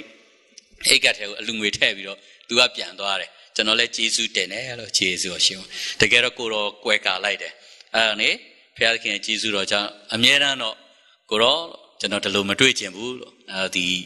ဘန်ကောက်ကိုလာခဲ့တယ်ဘုရားသခင်ကျေးဇူးတော်ကြောင့်တော့လန်တလန်လုံးချောမောပဲအခက်ခဲဘာတစ်ခုမှမရှိဘူးဘုရားသခင်ရဲ့ကျေးဇူးတော်ကြောင့်အဲ့မှာဒီမှာကျွန်တော်သာသနာပြီးရင်ကျွန်တော်တို့ပြန်ဖို့ဖြစ်ပါတယ်အဲ့တော့ဒီနေ့ကျွန်တော်ဒီမှာရှိတဲ့ဓမ္မမိတ်ဆွေတွေကိုအားပေးခြင်းပါတယ်မိခါနာဂတိကျမ်းအခန်းကြီးခွန်အပိုင်ငယ်ခွန်မှာဘာတွေ့ရလဲဆိုတော့ငါမူကားထာဝရဘုရားကိုမျှော်လင့်ပြီးငါ့ကိုကယ်တင်တော်မူသောဘုရားသခင်နဲ့ငါခိုးလို့မည်ထာဝရဘုရားသခင်သည်ငါစကားကိုနားထောင်တော်မူလိမ့်မည်ဟာလေလုယာအာမင်ဟယ်လိုအာမင်အာမင်အဲ့တော့ဒီနေ့ကျွန်တော်တို့တွေကမျှော်လင့်ကြတယ်အဲ့တော့ပြည်ပနိုင်ငံမှာလာပြီးတော့အလုပ်လုပ်တဲ့လူတွေကလည်းစီးပွားရေးကိုမျှော်လင့်ပြီးလာကြတယ်မကြမ်းပါတဲ့လူကကြမ်းပါဖို့မျှော်လင့်ကြတယ်ကျွန်တော်အကျဉ်းထောင်ထဲတုန်းကလည်းကျွန်တော်ပါမျှော်လင့်လဲဆိုတော့လွတ်မဲ့ရက်ကိုမျှော်လင့်တယ်လို့ထောင်တွင်းထဲမှာရှိနေတဲ့လူတွေပြောင်းလဲဖို့မျှော်လင့်တယ်ဒီနေ့ဆရာဥခင်မောင်တင်းဝင်ငါတယ်အကျဉ်းထောင်တွေရဲ့မှာအခုတော့တရားဟောလို့အရန်အဆင်ပြေလွယ်သွားတယ်ကျွန်တော်တို့ကထောင်ထဲမှာကျွန်တော်ကြားတဲ့အချိန်ဖျားရှိခိုးခွင့်ပိတ်တယ်ကျွန်တော်မုံရွာထောင်မှာတစ်နှစ်တိနေရတယ်မုံရွာထောင်တွင်းထဲမှာကျွန်တော်တရားဟောလုံးလို့ခန်းတီးထောင်ပို့ခန်းတီးထောင်ကလူအသေးဆုံးထောင်ပဲခန်းတီးထောင်မှာလည်းကျွန်တော်တရားဟောတော့ထောင်မကြီးကမေးတယ်ခင်ဗျားတရားမဟောနဲ့ကြားတဲ့အမှုကဘာသာရေးမှုထောင်ထဲမှာလည်းတရားဟောလို့ခင်ဗျားရှော့ရက်တွေဖြတ်ပြီးတော့လာတိုးပြီးတော့ခန်းတီးထောင်ပို့ပြီးခုဒီမှာတရားမဟောရင်ခင်ဗျားအဆောင်မှာအေးဆေးထားမယ်ကျွန်တော်မေးတယ်တရားဟောရင်ရောတရားဟောရင်ကြောက်ထုစခန်းပို့မယ်ဒါဆိုရင်ကြောက်ထုစခန်းပို့ပေးပါကျွန်တော်ဟောခြင်းတယ်ဒါနဲ့လက်ဟဲရဲဘက်စခန်းပို့လိုက်တယ်ဒါသေလူပဲနောက်ဆုံးအဆိုးဆုံးဘသူမှလည်းအဆက်အသွယ်မရှိတဲ့နေရာဆိုပို့မယ်လို့ဘုရားသခင်ကကျွန်တော်ခန်းတီးဒေသမှာအသင်းတော်အောင်မြင်ခဲ့ဘူးတဲ့အတွက်တပည့်တွေကကြားပြီးတော့ကျွန်တော်လာပြီးပြုစုကြတယ်အဲ့ဒီမှာဘုရားသခင်ရဲ့ကျေးဇူးတော်ကြောင့်သူကလည်းဟောခွင့်ပေးလိုက်တဲ့အတွက်ကျွန်တော်အကြီးကျယ်ဟောတယ်ဟောတဲ့အခါနောက်ဆုံးကျွန်တော်နတ်စလိချောင်းပေါ့ရှင်တွင်းမြစ်ဖြာနတ်စလိချောင်းထဲမှာအေးရလဲအေးချောင်းကြီးရလဲရေခဲတောင်ကနေပျော်ကျတဲ့ချောင်းဆိုတော့အရန်အေးတယ်လူပေါင်း89ယောက်ကိုဘပ်တစ်ဆံပေးတယ်ပေးလဲပေးပြီးတော့ကျွန်တော်အပေါ်မှာ2နာရီလောက်ငိုတယ်ဘာလို့ငိုတော့ဆိုမုံရွာထောင်တော့ကကျွန်တော်တရားဟောတယ်တရားဟောတော့ပြောင်းလဲတဲ့လူတွေကရဲဘက်လည်းပါတော့မယ်နောက်ပြီးတော့စစ်ပေါ်တာပါတော့မယ်သူတို့ကတောင်းဆိုတယ်ဆရာကျွန်တော်တို့ကိုခရစ်တော်လည်းရပြီကျွန်တော်လည်းယုံကြည်ပြီးပြီခရစ်ယာန်ဘာသာဆိုတာကျွန်တော်တို့တွင်းပြီဘာသာတွင်းစရာမလိုဘူးခရစ်တော်နဲ့ရှောက်လန်းရမဟုတ်ဘူးကျွန်တော်ဗုဒ္ဓဘာသာတွေကကျွန်တော်တို့မေးလို့ရှိရင်ထောင်ထဲမှာလူ900ကျော်ရှိတာမေးရင်ကျွန်တော်တို့ဘယ်လိုဖြေမလဲဒါနဲ့ဘပ်တစ်ဆံပေးပါဆိုတော့ထောင်ထဲမှာကျွန်တော်တို့ကရေတစ်ခါရှိုးရင်မုံရွာထောင်မှာ9ကွက်ပဲရှိုးရတယ်ရေရမှန်များမရှိအဲ့ဒါဆိုတော့ကျွန်တော်နဲ့အဲ့ကခရိယန်တယောက်နဲ့တိုင်ပင်ပြီးတော့ရေတစ်ခွက်သွားခိုးတာကျွန်တော်ခိုးတာမဟုတ်ဘူးကျွန်တော်တပည့်ကသွားခိုးတာအဲ့ရေနဲ့ကောင်းမှဖြန်းပြီးဘပ်တစ်ဆံပေးတာမိသွားတာ ကျွန်တော်တို့နှစ်ယောက်လုံးအရိုက်ခံပြီးတိုက်ပိတ်ခံရဘူးတဲ့အဲ့တော့အဲ့တုန်းကသွားနှချောင်းပါသွားတယ်နောက်အင်းစိန်ထောင်ထဲမှာတော့သွားနှချောင်းပါတာဆိုတော့သွားတစ်ဖက်နှချောင်းမရှိတော့လေးချောင်းမရှိအဲ့တော့ဖခင်ရဲ့ကျေးဇူးတော်ပဲအဲ့ဒီမှာပထမနှစ်ချက်ရိုက်လိုက်ပြီတဲ့ကျွန်တော်လည်းအသေးငယ်တာလားတော့မသိဘူးမေ့သွားတယ်အဲ့တော့မေ့သွားတော့ဝရမောက်ပေးထားမေ့နေတာဆိုတော့နောက်ထပ်ဘလောက်ရိုက်မသိတော့ဘူးဒါလည်းကိုတော့ကျေးဇူးတော်ပဲနောက်ဆုံးကျွန်တော်သတိရလာတာတိုက်ထဲမှာအဲ့တော့တိုက်ထဲမှာ9ရက်ကြာတဲ့အဲ့မှာအစာလာပေးတယ်ထမင်းပေါ့ဒါမှမဟုတ်ကျွန်တော်မစားပါဘူးမစားဘူးဘာလို့ဆိုစဉ်းစားတယ်တိုက်ခန်းအချင်းချင်းလေးတစ်ဖက်မှာရေအိုးဟိုဘက်မှာလည်းရေအိုးတစ်လုံးကရေတောက်ဖို့တစ်လုံးကတော့အပေါ်ဆွန့်အိမ်သာတက်ဖို့အဲ့တော့ဒီထဲမှာအစာစားရင်ဒီထဲမှာပဲအိမ်သာတက်မယ်အပေါ်ဆွန့်မယ်ဆိုအနံ့ကဒီထက်ဒုက္ခရောက်မယ်ဘယ်နည်းနေရာမှကျွန်တော်မသိဘူးဒါနဲ့ကျွန်တော်အစာမစားဘူးကျေးဇူးတော်ရှိမွားနဲ့ရေတောက်တယ်ရေတောက်ပြီးပုံမှန်လမ်းလျှောက်တယ်အခင်းမရှိဘူးတိုက်ထဲဆိုတော့အဲ့တော့လှဲအိတ်လို့ရှိရင်ယောဂဖြစ်နိုင်တယ်အဲ့တော့နိုင်ရန်တောင်လေးမှာမှီပြီးတော့ကျေးဇူးတော်ရှိမွားရင်းနဲ့ကျမ်းစာအလွတ်ရွတ်တယ်ကျမ်းစာအလွတ်ရွတ်တဲ့အခါ Genesis chapter 1ကနေစပြီးတော့အလွတ်ရွတ်လာခဲ့တယ်ဘုရားခင်ရဲ့ကျေးဇူးတော်ကြောင့်ဆာလံမှာကျွန်တော်9ရက်ပြည့်သွားတယ်ဆာလံ150အပိုင်ငယ်6မှာအသက်ရှင်တော်သူအပေါင်းတို့သည်ထာဝရဘုရားကိုရှင်းမွမ်းကြစေဟာလေလုယာဆိုလို့ရှိတယ်တကားပွင့်သွားတယ်ဟာလေညနေဆိုထမင်းမနေ့ကထမင်းပကံလာပေးတယ်ညနေထမင်းပကံတောင်းရင်ကျွန်တော်ထုတ်ပေးလိုက်တခါမှထမင်းရမရော့အဲ့တော့ထောင်ပိုင်ကထွက်လာတော့ကြည့်လိုက်တော့ကျွန်တော်ကလည်းငကိုတိုင်းပဲဝဖြိုးပဲထွက်သွားအဲ့မဲ့ तू ကမေးတယ်ခမထောင်ထဲတိုက်ထဲမှာထမင်းမစားဘူးပြောတယ်ခမဘာစားလဲကျွန်တော်စားပါတယ်မဟုတ်လေပေးတယ်ထမင်းခမမစားဘာစားကျွန်တော်ကိုးကွယ်တဲ့ဘုရားသခင်ကကောင်းကင်တမန်အားဖြင့်ကျွန်တော်အစာကျွေးတယ်အာမင်အဲ့ဒီမှာ तू ကလန့်သွားတော့ကျွန်တော်နောက်ထပ်မရိုက်တော့ဘူးဒါနဲ့ထောင်ပြောင်းတယ်တော့ပြောချင်အဲ့တော့ထောင်ထဲမှာတော့ကျွန်တော်မျှော်လင့်ဆုံးကဗုဒ္ဓဘာသာတွေကိုတရားဟောဖို့ရယ်ထောင်ရဲ့လွတ်ရက်ကိုကျွန်တော်မျှော်လင့်ခဲ့ဘူးတယ်အဲ့ဒီလိုပ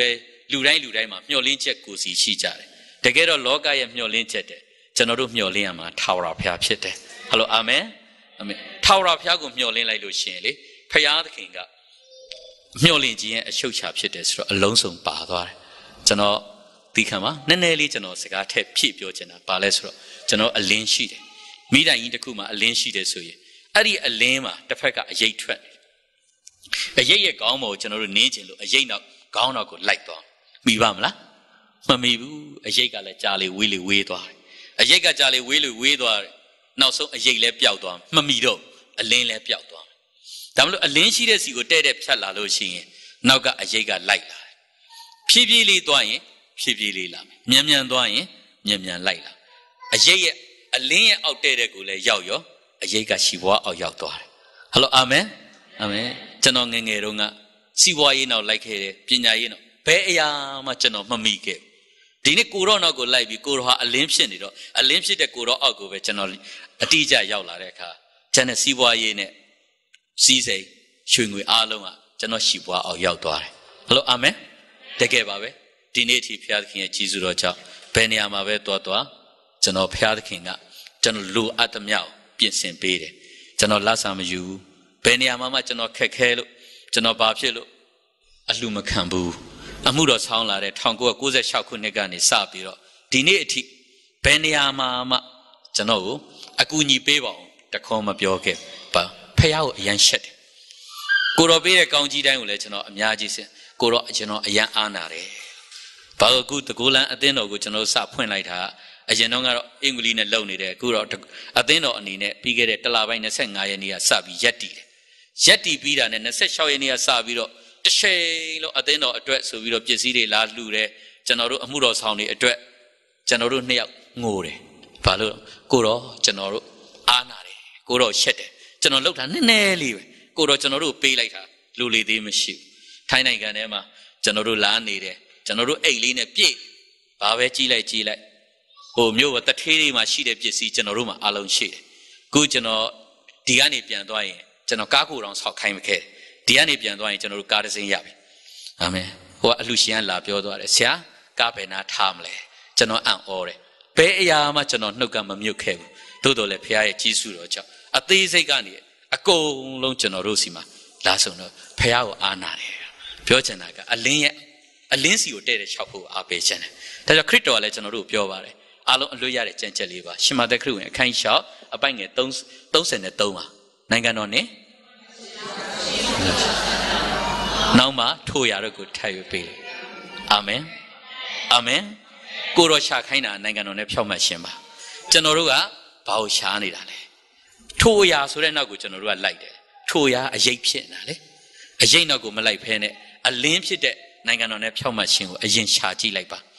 ထိုးရရှေ့ဘဝအကိုရောက်လာလိမ့်မယ်ဘလို့အာမင်နာမတော်ဘုန်းကြီးပါစေအာမင်ကျွန်တော်ဒီနေ့တက်တေခန္ဓာလေကိုတော့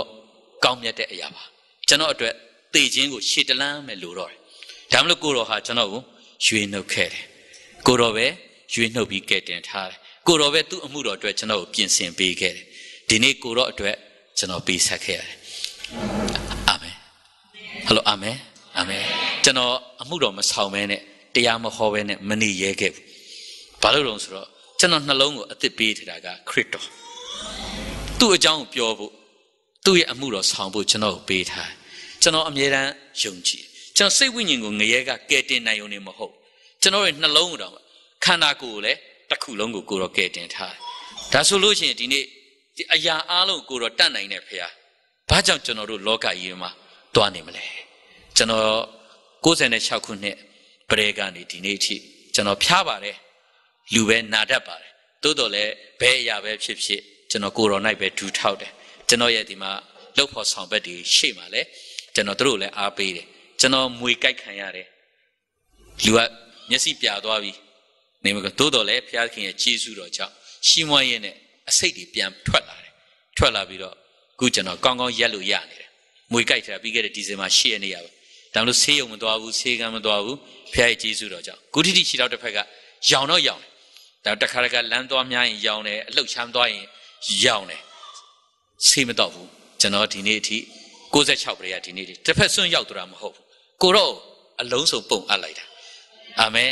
ဘာလို့ဆိုတော့နောက်ဆုံးကျွန်တော်အားပေးခြင်းတဲ့ကြံချက်ကဖိလိပ္ပိအခန်းကြီး1အပိုင်းငယ်27မှာငါအသက်ရှင်သည့်အရာမှာခရစ်တော်ဖြစ်၏သေလင်မူကားတာ၍အကျိုးရှိအဲ့တော့ဒီနေ့ကျွန်တော်တို့တယောက်စီတိုင်းအသက်တာမှာလဲကျွန်တော်တို့မျှော်လင့်ရမှာကဘုရားသခင်ဖြစ်တယ်မျှော်လင့်ခြင်းအချုပ်အခြာဖြစ်တဲ့ကိုတော့ကိုမျှော်လင့်လိုက်ရင်မျှော်လင့်ခြင်းမှန်သွားရင်ကျွန်တော်တို့ရဲ့ခိုးလုံခြင်းကလည်းမှန်သွားမှာပဲကျွန်တော်တို့စီးပွားရေးကိုမျှော်လင့်နေတဲ့ရွှေငွေကိုမျှော်လင့်နေရင်စီးပွားပေးနိုင်တဲ့လူစီမှာခိုးလုံကြလိမ့်မယ်မနေ့ကကျွန်တော်ဝမ်းနေတယ်ကျွန်တော်တို့ခရိယန်တင်းအုပ်ဆရာတွေလည်းပါကောင်းပါလိမ့်မယ်ရိုးရဝစ်စုံတွေကရင်ဝစ်စုံတွေမွန်ဝစ်စုံတွေဗမာဝစ်စုံတွေလည်းတွေ့ရတယ်ကျွန်တော်တို့ဟိုဆူရီနာဆိုရင်အဲ့မှာလူပေါင်း4000လောက်ရှိမယ်လူအုပ်ကြီးဘသူ့ကိုပဲအားကိုးနေတော့ဆိုတော့တထေးကိုအားကိုးနေကြ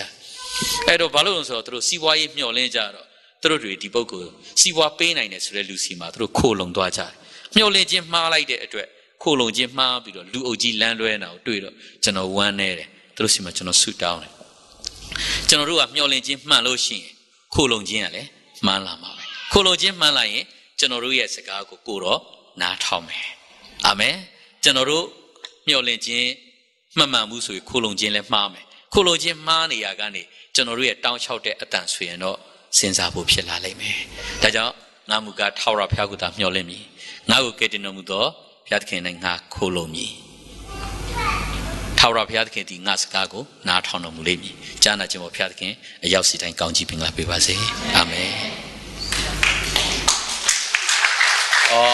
တွေ့တယ်ဆရာပြီးခဲ့တဲ့2003ခုနှစ်မှာကျွန်တော်ပလဲမျိုးသစ်3ရပ်ကွက်မှာရှိနေတဲ့ Shasplain နဲ့ Theology Seminary ပေါ့အခုတော့အဲ့တုန်းကတော့ school ပေါ့ training school အနေနဲ့ရှိတဲ့ကျောင်းမှာကျွန်တော်ဆရာဝန်လုပ်ပေးတယ်လုပ်တဲ့အခါမှာအမြဲတမ်းကျောင်းသူကျောင်းသားတွေကအားတဲ့အချိန်အင်္ဂလိပ်ထွက်ကြတယ်ထွက်တော့ဒီပလဲမျိုးသစ်3ရပ်ကွက်ထဲမှာရှိနေတယ်ကျွန်တော်တို့ဒီစပယ်လမ်းထဲမှာအဲ့ဒီမှာဒီအိတ်တဲ့အိမ်ကိုသူတို့အင်္ဂလိပ်သွားခေါ်တော့မေကွန်းတွေတအားမေးတယ်သူတို့မဖြေနိုင်ဘူးကတိကတ်မေးတယ်ဆရာလိုက်ပြီးဖြေရှင်းပေးပါဆိုတော့ကျွန်တော်သွားတဲ့အခါမှာကျွန်တော်တက်တက်လုံးရှားနေတဲ့ကျွန်တော်အဖေနဲ့အမေကိုတတ်သွားတယ်လို့ကျွန်တော်သွားတွေ့တယ်ပါမှာတန်ရာကြီးနဲ့ကျွန်တော်တွေ့အရန်အံ့ဩသွားတယ်ကျွန်တော်ခြာတော့မတွေ့ဘူးမခြာတဲ့အချိန်လာတွေ့တော့ကျွန်တော်စဉ်းစားတယ်ကျွန်တော်ဘာလုပ်မလဲအတွင်းထဲမှာတုံနေတယ်ဝမ်းလဲနေတယ်သူ့ဓာတ်ပုံမြင်မတဲ့ကသူ့ဓာတ်ပုံမှာကျွန်တော်အဖေနဲ့အမေတက်တုံးကအဆင့်ပဲရှိသေးတာအဲ့တော့တွေ့ကျွန်တော်လည်းမျက်ရည်ပေါက်ချအဲ့နဲ့သူထွက်လာတော့ဟုတ်နေတယ်အသက်က80ကျော်နေပါပြီသူလည်းအဲ့နဲ့သူကလည်းထိုင်ပါဆရာဟုတ်ကဲ့ ဆရာပဲရတော့ကျွန်တော်မေးတော့ကျွန်တော်မပြောခင်1969ခုနှစ်လောက်ကပုံမြင်လေးတစ်ပုဒ်ကျွန်တော်ပြောပြမယ်အမျိုးသမီးနဲ့အမျိုးသားနဲ့ကားနဲ့လာတယ်ကလေးလေး2ယောက်ပါတယ်အဲ့ဒီမှာကားကိုတားပြီးတော့အမျိုးသမီးကိုမရင်းကျင်ပြီးအမျိုးသားကိုဘယ်နဲ့ထိုးတက်သွားတယ်အဲ့ဒီတော့ကလေးလေး2ယောက်ကိုရှုံပုတ်ထဲမှာကန်ထည့်ထားတယ်အဲ့ဒီထဲကအကြီးကကျွန်တော်ဖြစ်ပါတယ်အဲ့ဒီလိုပဲအန်ကယ်ကလည်းအဲ့ဒီထဲမှာပါခဲ့တဲ့ဇက်ကောင်တယောက်နဲ့တူတယ်ကျွန်တော်ပြောတာသူကလည်းတခါတည်းမျက်ရည်ကျပြီးတော့ထိုင်ကုန်မထိုင်မဲနဲ့ကျွန်တော်ရှေ့လျှောက်ရှေ့မှာသူကဒူးထောက်တယ်သူ့လှုပ်ရှင်တယ်လို့လှုပ်ပါမလှုပ်ပါဘူးခင်ဗျားကိုယေရှုခရစ်တော်ကရှစ်တယ်ကျွန်တော်ကိုလည်းခရစ်တော်ကရှစ်တယ်ခင်ဗျားနဲ့ကျွန်တော်အတွက်အသက်ပေးသူတာခရစ်တော်ဖြစ်တယ်ခင်ဗျားခရစ်တော်ကခင်ဗျားကိုရှစ်တယ်လို့ကျွန်တော်ကိုရှစ်တယ်ကျွန်တော်ကိုရှစ်တဲ့အတိုင်းခင်ဗျားကိုရှစ်ပြီးကဲတင်ခြင်းပေးခြင်းပါတယ်အဲ့လိုပြောလဲသူမိန်းမလည်းအောင်သူလည်းအဲ့ဒီဟာနဲ့ပဲသူကအများကြီးလေ့လာပြီးခုတော့ဘပ်တစ်ဆန်ခံတယ်အဲ့ဒီဆရာဘာဗီရဲ့အသင်းတော်မှာပလဲမျိုးတွေ3ရက်ကွက် PEC ပေါ့အသင်းတော်နာမည်လူမျိုးတကာအင်္ဂလိပ်အသင်းတော်မှာသင်းထောက်အထီလောက်ပြီးသွားတယ်ကျွန်တော်ကလည်းနောက်ထပ်မတွေးတော့ကျွန်တော်အိန္ဒိယနိုင်ငံသွားနေတယ်ဘာလို့ဆိုတော့သူ့ကိုခဏခဏကျွန်တော်မတွေးချင်ရှီနောင်တာမဟုတ်ဘူးတွေးလိုက်တဲ့အချိန်ရောက်ရင်အဖေနဲ့အမေကိုသတိရတယ်သတိရတဲ့အခါကျွန်တော်ဘာဝမ်းနေလဲဆိုတော့အဖေနဲ့အမေခရစ်တော်ကိုမသိသွားတာဝမ်းနေအဖေနဲ့အမေခရစ်တော်သိရင်ကျွန်တော်လည်းသိမှာဟုတ်ခရစ်တော်မသိတော့ဝမ်းနေတော့အဖေနဲ့အမေကိုကျွန်တော်မဟောခဲ့ရသူ့ကိုကျွန်တော်ဟောခဲ့ရပါတယ်ဒီအတွက်တော့ကျွန်တော်လည်းဂျေစုတော်ရှင်းမွမ်းတယ်ဒါမှမဟုတ်ခဏခဏတွေ့တိုင်းနှလုံးကပြန်နာတယ်နာတဲ့အခါမှာကျွန်တော်ဝမ်းနေတတ်တဲ့အတွက်သွားမတွေ့တော့ဘဲနဲ့ကျွန်တော်အိန္ဒိယနိုင်ငံ Michigan State အိုက်ဆောမှာရှိတဲ့ကျွန်တော်ဒီပထမတော့ Presbyterian အသင်းတော်နဲ့လက်တွဲတယ်လှုပ်ဆောင်တယ်အဲ့ကနေ Fudan Bible Memorial Bible School ကနေပြီးတော့ကျွန်တော်ဖိတ်ခေါ်တဲ့အခါအဲ့ဒီမှာဆရာအဖြစ်နဲ့တာဝန်ယူရင်းနဲ့ဆိုတော့မြန်မာပြည်ပြန်လာရင်လည်းတိတ်ပြီးတော့သူ့စီသူတို့ပလဲကိုကျွန်တော်မဝင်တော့ပါဘူးမဝင်တာပလဲဝင်လို့ရှိရင်တစ်ခါတွေ့ရလို့ရှီနောင်ထတာမဟုတ်အပြစ်ကိုတစ်ခါမှမမြင်ကြတော့မတွေးကြတော့လို့ပါအဲ့တော့ပြန်အာမင်